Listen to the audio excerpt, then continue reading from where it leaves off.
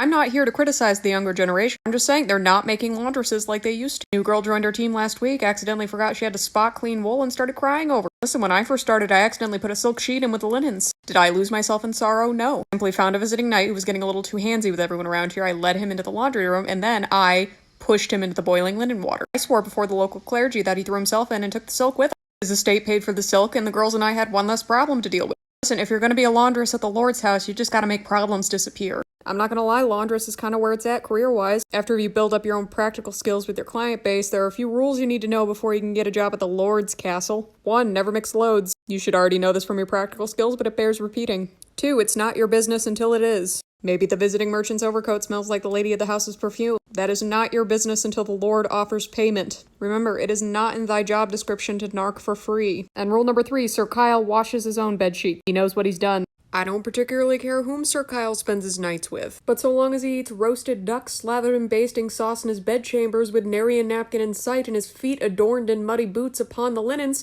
he washes his own bedsheets.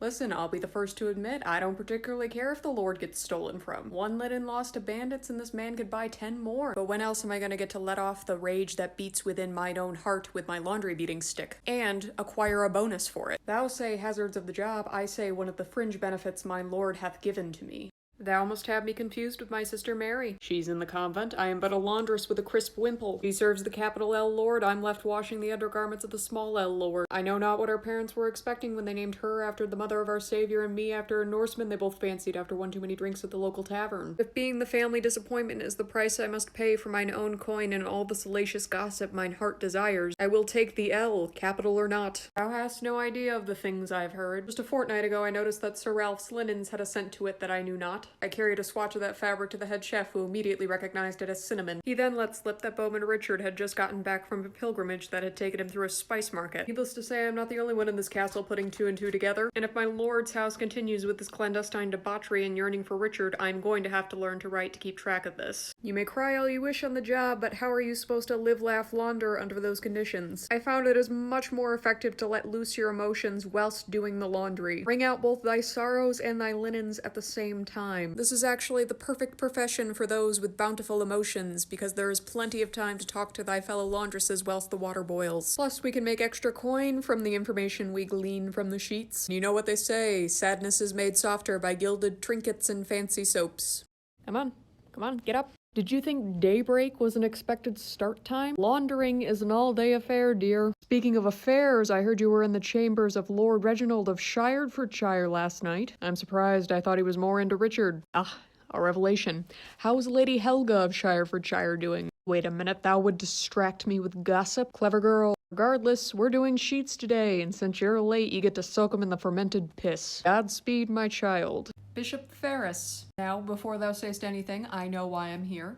Thine chaplain was mean to mine sister. What was I supposed to do? Not put spiders in his freshly laundered sheets? Where'd I get the spiders? I know of many dealers of many things, that is not important. But doth thou know what I also know? That thine allotment from Rome did not go to the building of a new monastery as was intended. Tell me, Bishop, how are those new imported silk sheets treating you? Now, I could not be bothered to care about the falsehoods that leave thine chaplain's lips in regards to mine own reputation, but thou willst remind him to remove mine sister's name from his tongue.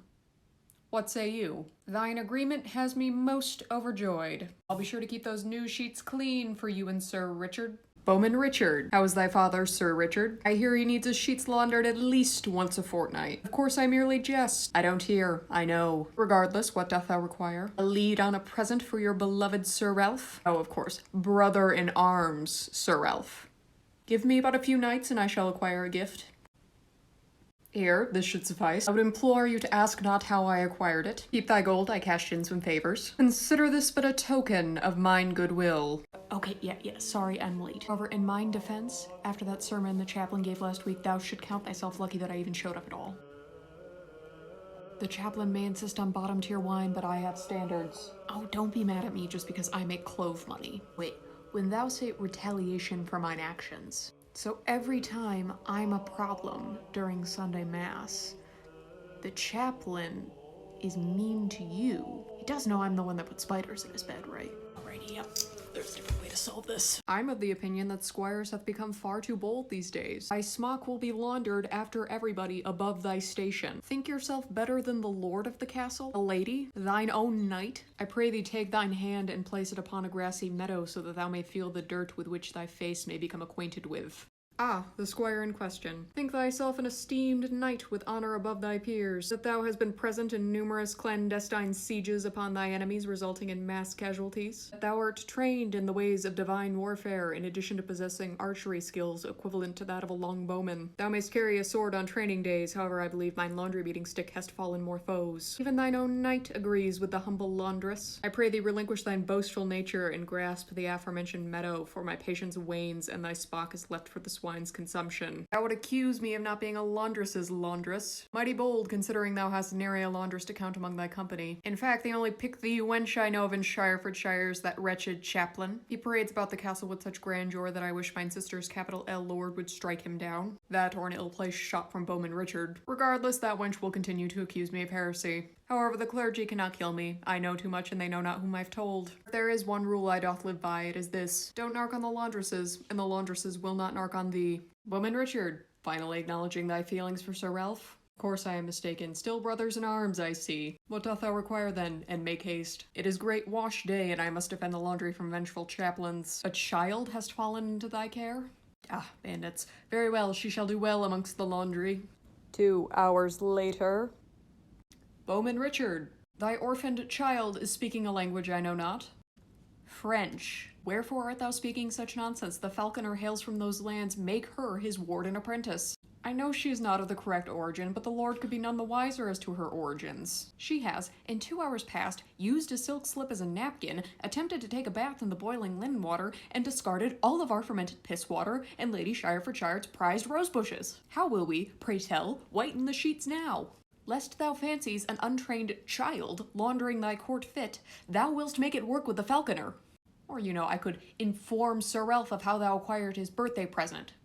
Yep, hurry along to the falconer. I thank thee, kind bowman. It's not easy being a laundress in the lord's castle. Hey, Sir Kyle, thy tunic was laundered yesterday. I don't know what kind of affront to the lord's capital or otherwise is on mine laundry pile. Thou willst kindly burn it. Thou must be quick on thy feet to survive. Lady Shirefordshire. Must say, I have no idea what happened to thine prized rosed bushes. Wait, listen, Odette, I know you like the smell. Nay, mine lady, those are lilacs you are smelling on the laundry. But for the love of all that is holy, you will keep thy hands off the rose bushes. In this, the world of our capital L lord, us laundresses have to make do with what is given to us. Hey, Sir Dumbass, I'll talk to thee however I wish, lest thou fancies the lord knowing where thy ass slept last night. But with enough information, the rules can always be bent a fraction. For the love of... Thou left a boot print on Lady Shirefordshire's bedspread. Doth thou jest? Thy feet are likened to a Norseman's prick, large and undeserving of silk sheets. But at the end of the day, the most important thing to remember is this. Never forsake thy fellow laundress. Hey, chaplain, I'm gonna need you to hold thy tongue. It's a smock. You own 20. Oh, Katerina, it's not thy fault. We all forget to light the wash water at the beginning of the day. Just make sure to light the fire first thing next time. All in a day's work for a head laundress.